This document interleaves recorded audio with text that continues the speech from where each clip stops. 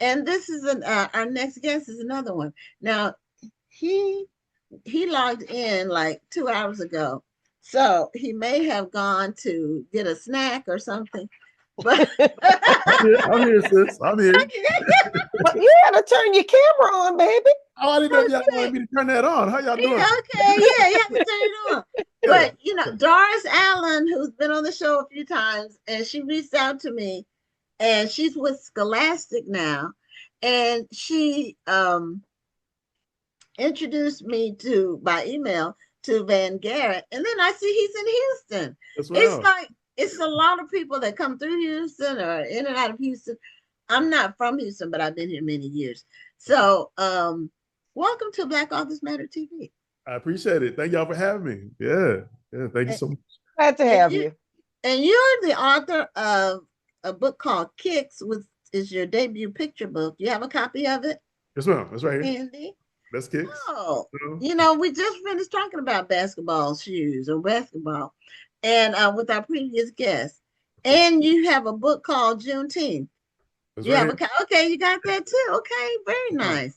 Now, I who love the cover. is the illustrator or the writer? I'm the writer. Yes, ma'am. The illustrator of this is Reginald Adams and Samson Bimbo Adenugba. And both of them were based in Houston. They did the big mural in Galveston on the Strand. Oh, So, wow. yes, ma'am. So we're Okay. just really excited to work with them. And it's just, I mean, it really came together. It really came together. Very, very nice. Very, very nice work. So, you are also a poet. Right. You've won awards for that. And just give us a little bit of background about who Van Garrett is.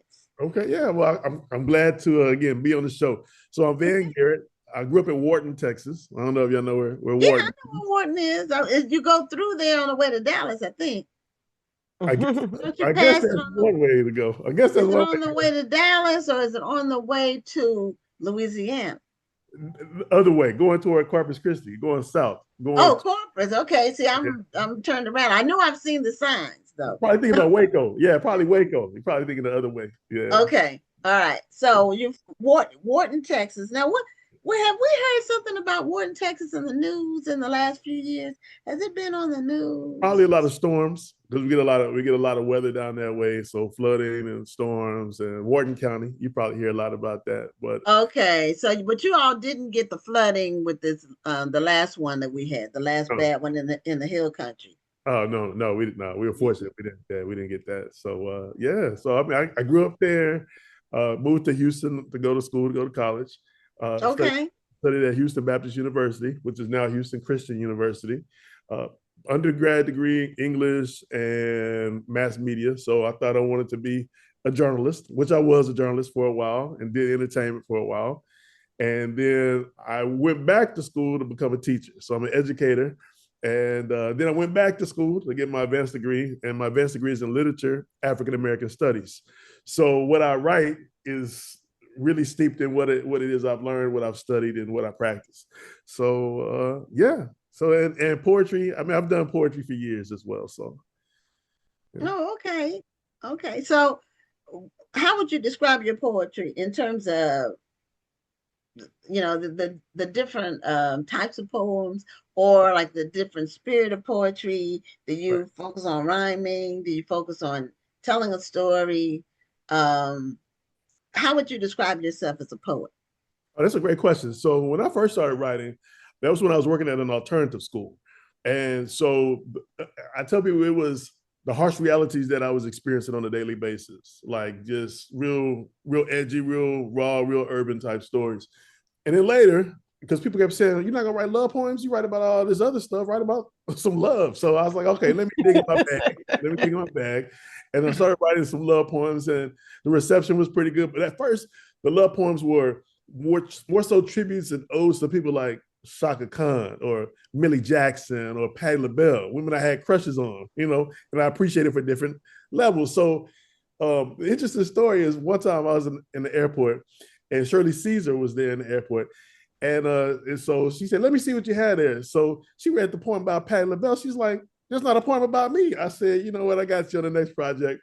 But so that evolved, and writing evolved, and it got more personal. Writing got more personal. Uh, but the form that people know me probably for writing are the Kwansabas. Now, the Kwansaba looks like this. That's 49 words.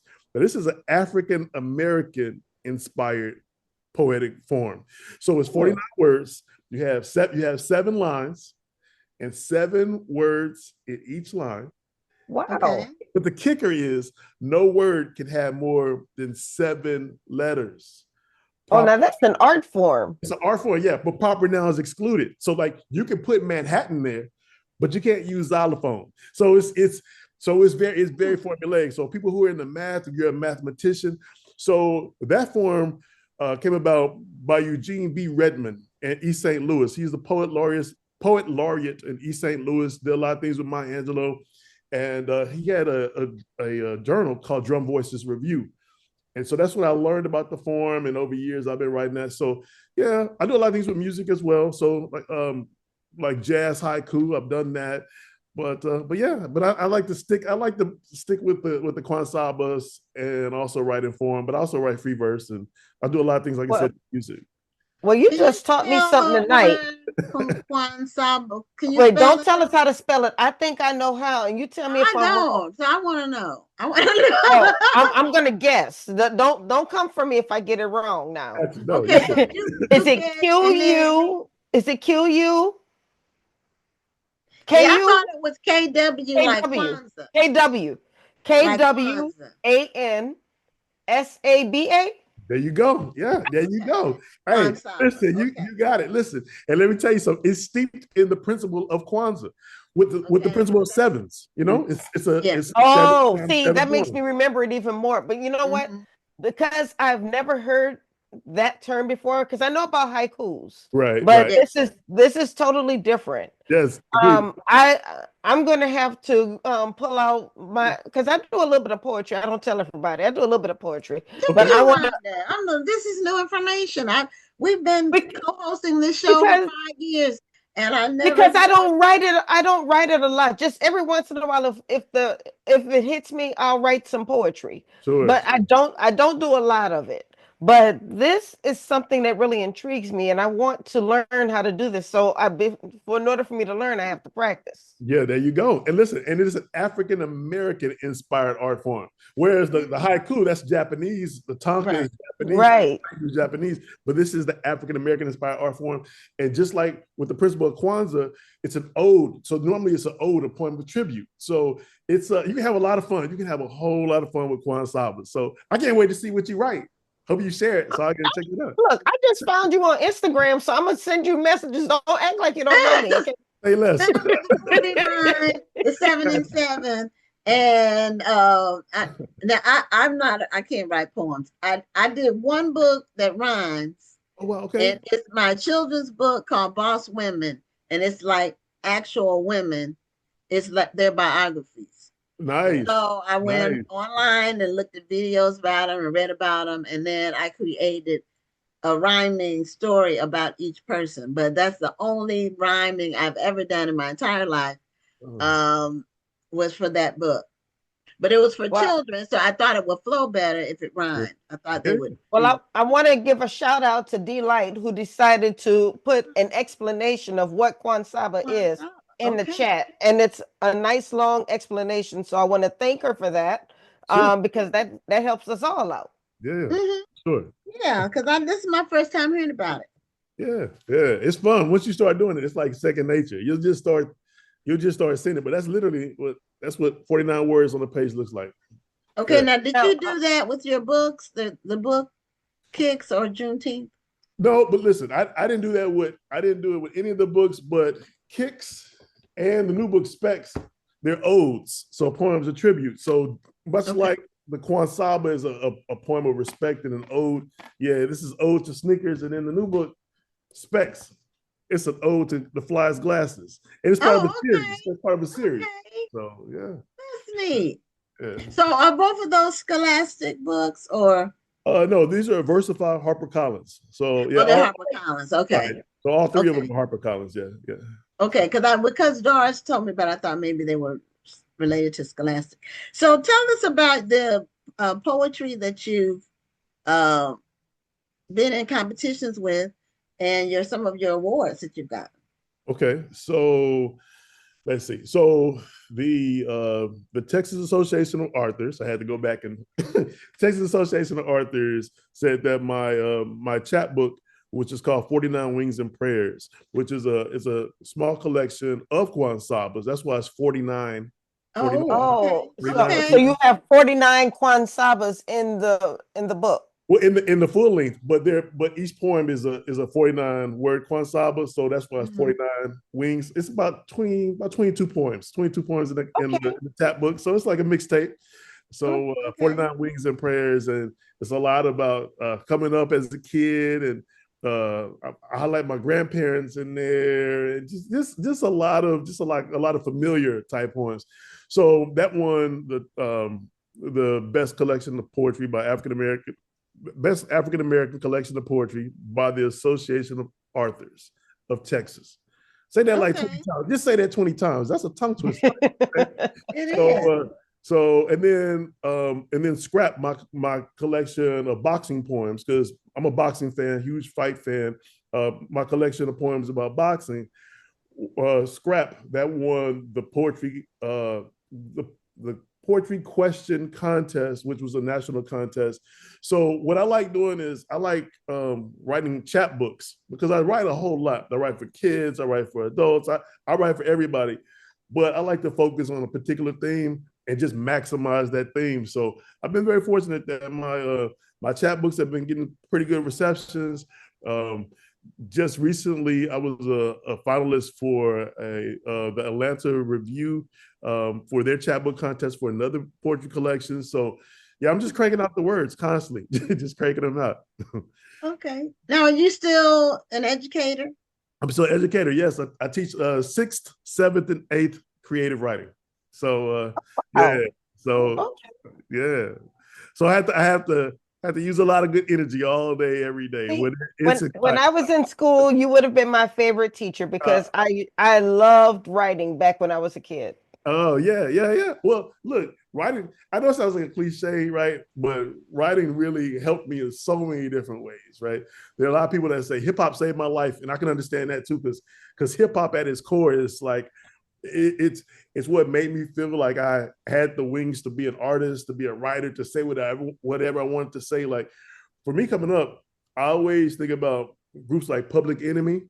I think about it was a group called I was gonna say Foo Snickens, but it's not Foo Snickens. UMCs, the UMCs, A Tribe Called Quest, and then you couple that with reading Nikki Giovanni, and I'm like, Nikki Giovanni, about whatever she wants to say. These artists, I'm looking at the visuals, and I'm like, wow. So hip hop really nurtured. Now you can't forget Rakim. Oh, Rakim alive, of course. Don't get me started talking about hip hop, but yeah, Rakim. Yes, it's just his syntax, just his rhyme scheme, and just his laid back flow. But speaking about laid back flows, I know we got other things to talk about, but Big Daddy Kane, because of that just laid back. I love that laid back flow. Yes. Yeah. So. Yeah. Oh man, see, you're gonna have me going down the line, so I'm gonna stop there. Pulling stuff out, doing a playlist. Is that what you? Yeah. Are you, well, a couple of things, since you teach creative writing at the 6th, 7th, and 8th, so that's 11, 12, and 13, basically the ages. So what are you finding in terms of what students are writing about, or is that something that they are attracted to? How do you keep them engaged when they're everything's so tech driven? Right. So one thing is I just allow them to be who they are. I never want to change them. I'm like, you come in, you just bring me whatever energy you have, and we'll just sort all that stuff out. We'll work it out. So just yesterday, I received an email. Young man said, hey, look, this is a song that I really like. He said, but I'm going to remix it. What do you think about the remix? And I'm like, this is fire. This is great, because he's finding ways to connect to the music, finding ways to add his own energy to it. I'm still very much, we talk about different ways and methods of writing and how one comes up with ideas. I try to get them to think about working another muscle memory. So a lot of the drafting is old school pen and paper, especially in the age of AI, because I want to see that it's their actual thoughts and their ideas. And then we come back to the computers as far as typing and editing and drafting and all that. But I think, again, just me allowing them to be who they are, but also they see me as a learner too, because I sit right alongside them and say, hey, so who should I be listening to? And they give me homework. So I'm listening to this person. Then we have a conversation about it. Okay, so this is the rhyme scheme that Tyler, the creator, is demonstrating. Oh, he chose to do this. He chose to do that. So why do you like him? You like it because of the rhyme? Okay, so let's talk about what's happening structurally. So we try to really just delve into all of the disciplines. It's an interdisciplinary approach. We do things with art. Art very much informs and influences and inspires our work. We have a blast. We have a blast. So yeah, because it goes both ways. It's reciprocal, right? I learn from them. They learn from me. So. And is it required or is it an elective? It's an elective. Yes, it's an elective. Yes. Okay. I didn't even have electives in 6th grade. Everything was required till I think middle school. Well, I don't remember having electives in the 6th grade, so I think that's great. I know I did in 6th or 7th. I think 8th. 8th was when I first. I barely remember 6th grade, so you might not want to go by me. So since it's an elective, that means people are choosing it, which means they're interested in it. Yeah, that's usually the case. Yes, that's usually the case. Yes. Yeah. So I like the you're giving us an education on this Kwansaba. Yes. And some people might be familiar with it already. I had this is my first time hearing about it totally, but I'm not really like into poetry. Okay. So unless it's spoken word, I normally don't read poetry. I normally listen to it if somebody has good delivery. Sure. That being said, while you're researching about the Kwansabas, take the time to find out more about Eugene B. Redmond and the work that he's done in East St. Louis. Because East St. Louis is such a cultural place, right? But just his writers group, how they were sitting around like we're talking right now, right? And the conversation was like, where's the African American form of poetry? And they came up with one. And it's just genius. It's really, really genius how it just pays homage to Kwanzaa, right? The principle of 7, which that's a very powerful number anyway. And then just the odes, so.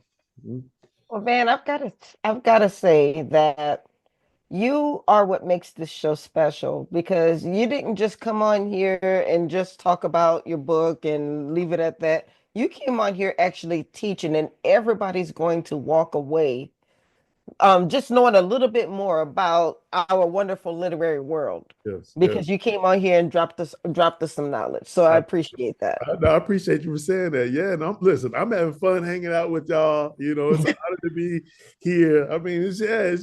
It's just good energy. So I appreciate that.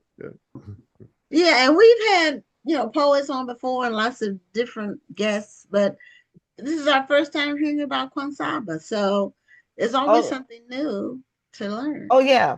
And I meant when we were going down the hip hop line, it just hit me that we left Mos Def out of the conversation. Oh, come on. Mighty Mos? Come on, Dante. Yeah, we can't be leaving Mos Def out.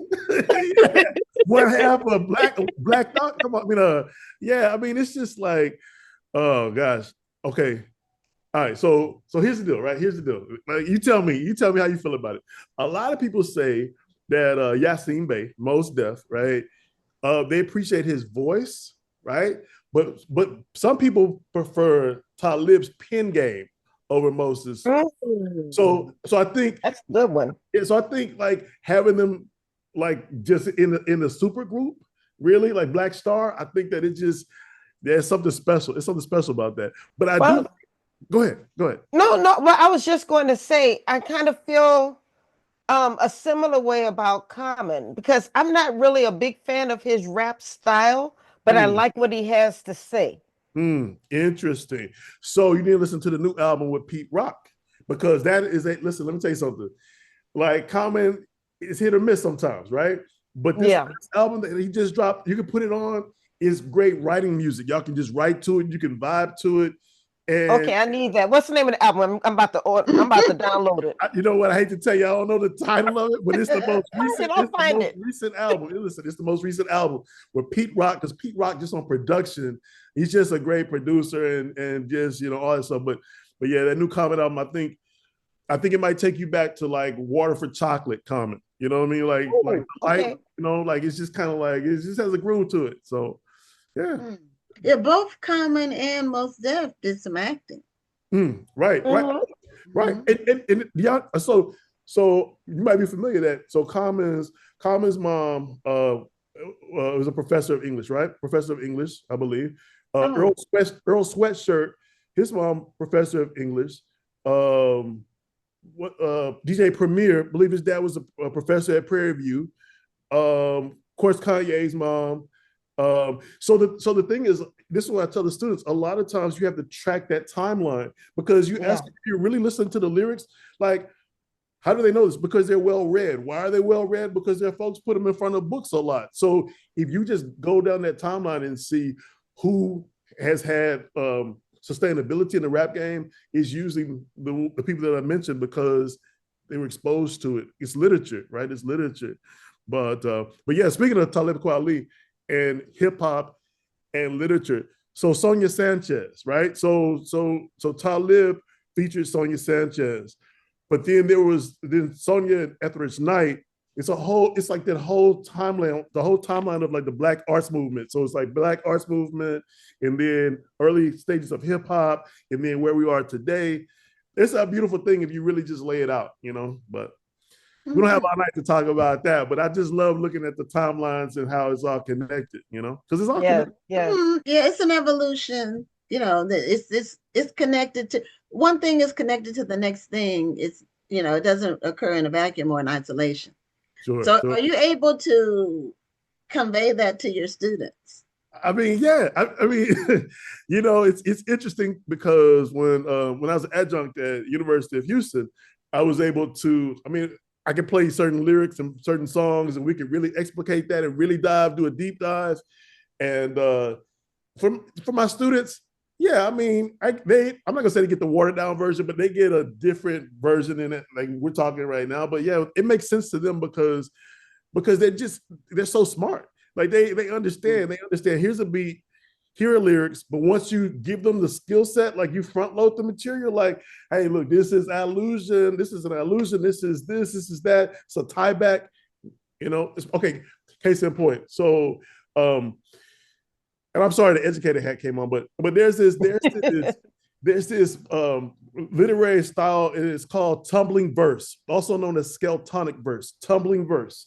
So it's like, so you try to find like a rhyme scheme, a rhyme pattern, and you just try to exhaust it. So it's like, say it's the I sound, I. So you're rhyming every word that rhymes with the I sound. Then you come back the E. So Kanye, he's known for doing that. But then there's a whole Chicago timeline, because Chance the Rapper does the same thing, and other rappers from different regions. So you start breaking it down like regional, like on a regional basis. It's just so much, you know what I mean? So I eat this stuff up, y'all. So it's like, it sounds like it. Yeah. Well, Van, we're at the end of our time. Oh, already? Come on. We're at the end of the show. So, well, you show us your books one more time. Yeah, I got you. All right. So this is Kicks. Yeah, this is Kicks. About the fly pair of sneakers. Yeah. Sneakers for basketball. And then this is Juneteenth. About a family going to Juneteenth parade in Galveston. Okay. Yes. And then this is the most recent title that came out last month, August 5th. So this is Specs. So yeah, this is our protagonist here is Joshua, and this is his sister Bria. So Bria's looking for the flyest pair of glasses as well. And the same illustrator. Shout out to Reggie Brown. I gotta just shout out Reggie Brown because I love that. Showing kids that glasses can be a superpower, Okay. Yeah. Spectacular. So yeah. Okay. Well, thank you so much for being a guest on the show. Congratulations on all your work. And thank you for your service being an educator. I appreciate that. Thank y'all. Look, thank y'all. Excited and committed, because you seem to be excited about teaching, and Right. that's important. Yeah, I love what I do. I love what I I do. can tell. Well, thank you so much. We Yeah. will stay in touch. Please do. Please do. And thank y'all so much. All right. Y'all take care. Okay, have a You great too. night. All right. Y'all Bye-bye. too. All right. Bye bye.